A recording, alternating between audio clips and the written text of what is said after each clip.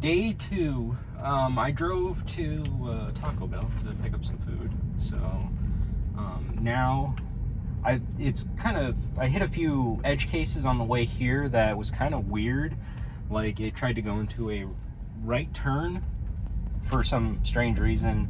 Tried to go into a right turn lane when it knew it was going to go straight. So I don't know why, so I had to overtake on that. But there's actually a few really good things that are about to happen right here. I mean, good for test cases, not necessarily good for me because I might die. But yeah. So we're gonna go ahead and put in my home and do this here. I want to see how it's gonna. Okay, yeah. So it's definitely screwing up already, right? Because up here there's gonna be a U-turn, but it doesn't know that yet, right? It's funny because if you look on the map, right, it shows a U-turn. It just doesn't want to do the U-turn properly, apparently. So, okay, let's see what it does, right?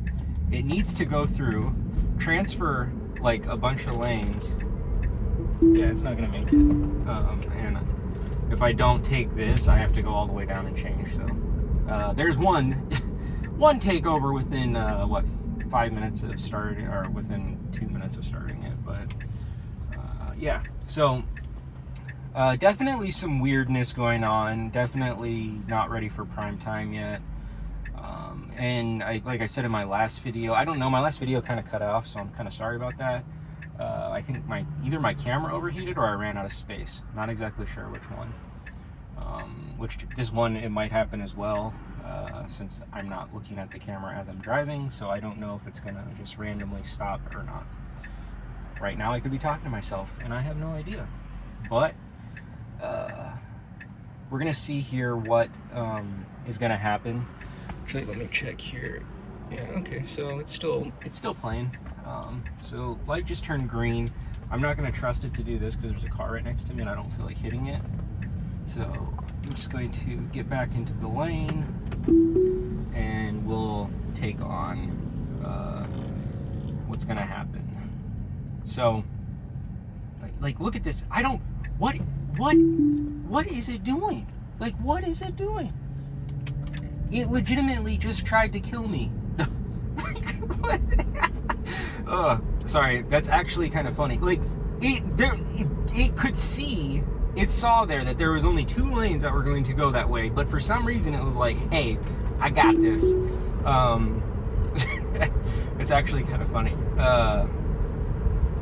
So, okay, once again, like let's hope it doesn't take any double see, but that's what I was saying actually right when I turned on the video, that it went down a right lane, like it knew it was a right turn lane, yet it was going to try to go straight somehow and beat everyone. I'm not exactly sure what was going on with that. But yeah, so let's see what it does. We'll see. I mean, it's only attempted to do stupid things once or twice.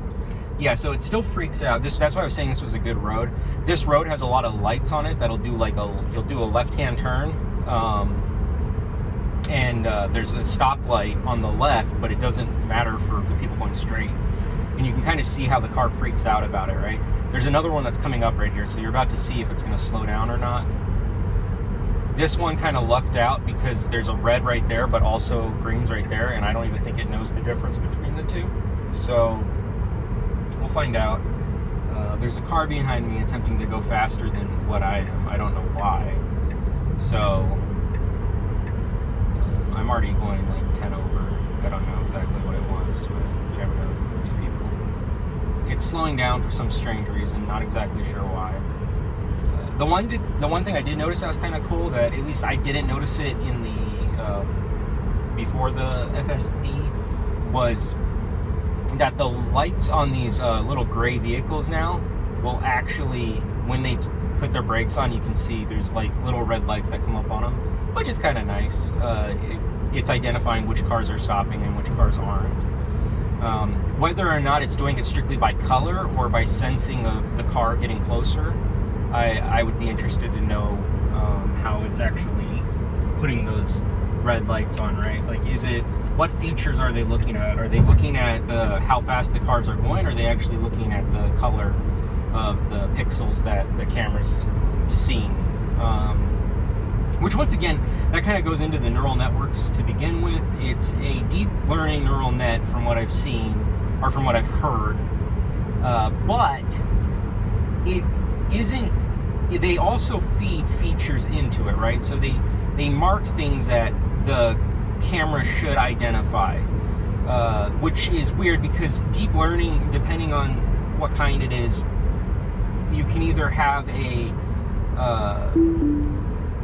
sorry, I'm about to take a turn here and it wasn't going to slow down fast enough, so I didn't trust it. Now, this is a left-hand turn, right, that's coming up, and this is a blinking left arrow. I'll get back to what I was saying in a second. I can go right here. I know I can. So I'm going to press the accelerator. Wow, surprisingly, when I press the accelerator like that, it actually takes it a lot better than autopilot would have. Like, autopilot, even when you're driving straight, right before the FSD, even when you're driving straight and you press the accelerator, you'll get this kind of like hiccup, but this is definitely doing a lot better for that. So let me get this back up to 60. This is 55 right here. For some reason, this speed limit sign thing is all jacked up. Every time it hits a new road, I've noticed, even if it hits a cross section on a new road, it'll still drop back down to 25. It's like it forgets every time a new road or section of road starts, it'll drop back down to 25 miles per hour until it sees a stop sign or a speed limit sign. But yeah, so there's unsupervised and supervised training when it comes into neural networks, right? Unsupervised training normally means that you're not essentially giving it features, right? You're going to let it find its own features and identify what it is that's needed to do certain things. From what I've seen with the architecture of the neural networks for the FSD, it seems like it's a mix between supervised and unsupervised learning. They actually can feed it manual features so that it can see things. So back to rounding about how they put those little red dots on those vehicles, is they could essentially either leave it directly up to the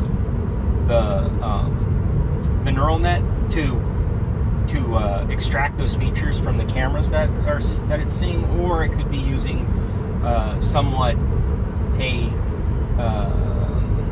kind of like a manual feature set that says, hey, look for, you know, when this car has these color pixels on the back or whatever, these pixels in these locations, then it essentially they're braking. It's really weird because there's so many different ways that you can approach a problem like this in machine learning that it would be pretty cool if they wouldn't release it, right? Because that's their intellectual property and they aren't going to let everyone see how they're doing it. But if it's anything like they did with, I had seen like a little walkthrough on one of their investor days where they were talking about, they were showing like a bicycle that was on the back of a car and how they could query for specific images and then let the computer know about these images, like it's like they're giving it a feature. So it's quite possible that that's what they're doing. I'm not sure though, to be honest. Like I said, it's just kind of spitballing what they might be doing. We have the turns very close. It actually, I could feel it hitting the little reflectors on the road right there when it was doing that turn. So it was actually going into the double center yellow, which it's funny too, right? Because this double yellow line in the middle, it doesn't know how to see a passing line, which is funny. It can do a passing line by itself, just a single passing line, but when it's a double on one side and a passing on the other, it freaks out and it just does like a double, and then it'll like randomly turn into a like it was telling me to take over for some reason, not exactly sure why. But yeah, it'll see like a passing line, but then it'll see a double and it'll just kind of switch back and forth between them until one of them goes away. But like, yeah, there's so much jerkiness right now, like slowing down, speeding up. You can probably see it on the camera itself. It's trying to turn left. I don't know why it's trying to turn left. There's no way you can turn left. There's not a one turn, and it's like, you know what? I'm just going to slow down and turn left. You're about to see a guy doing lunges on the road. I swear I don't live in a crazy place. There's a gym right by here, and apparently that's what's happening. But he was definitely doing lunges right there. I'm not sure why you would do them in the road and not just right next to it, but you know, that's cool. So here we go. I had to disengage because of that random left turn that it wanted to take, and I don't know why. So we're back in. I'm going to slow this down a lot to like 25, so that way when we're going through here, I don't die or get in an accident. Let's see how it takes us. This is by far the easiest roundabout that could be taken right now, because all it is going to be the first exit, and it's on the right hand side, yet it's still slowing down and approaching for visibility, and then it just like smashes the accelerator, smashes the brake. Jeez. Oh, that's not good. Okay, so yeah, I don't know what it was doing. If there was a car behind me, I would have gotten an accident, and I would have taken over, but I saw there's not a car behind me, so we're okay. But yeah, that, I don't know what it's doing. And then I'm supposed to turn right here. It's going to speed all the way up to 40 something, right? Just to get into this turn lane.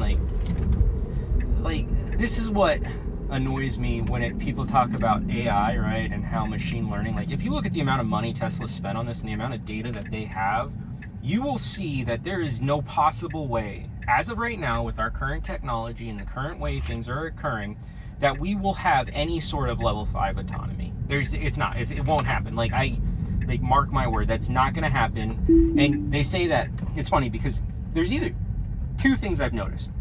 You either get really smart computer people that don't know a lot about human brains, or you get a lot of like human brain people that study brains, and they then don't know about computers, and they like, there's not this balance, right? And it's like, if you actually look at the balance between how significant a human's brain is when it comes to making these split-second decisions and being able to identify things that a computer wouldn't be able to pick up on, you would see that there's really no way with the current technology that we have that a car is going to hit level 5 autonomy. Like, it just won't happen unless, like I said, unless every single car on the road is driving the exact same software to deal with all the same issues.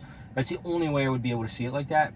You're going to need some sort of new technology, some new chip, something that's going to be able to reprocess the information in a way that it's sad, because people think that AI is like this crazy thing, but really all it is a pattern recognition algorithm, right? Like, it's really good at finding patterns. It's really good at then optimizing those patterns. It's not good at generalizing those patterns. And I mean, that's just a little rant from me, but I'll continue on making these videos as they go along. Hopefully you enjoy them. If you do, I guess like and subscribe, whatever that is, that means. Yeah, but yeah. Okay, thanks.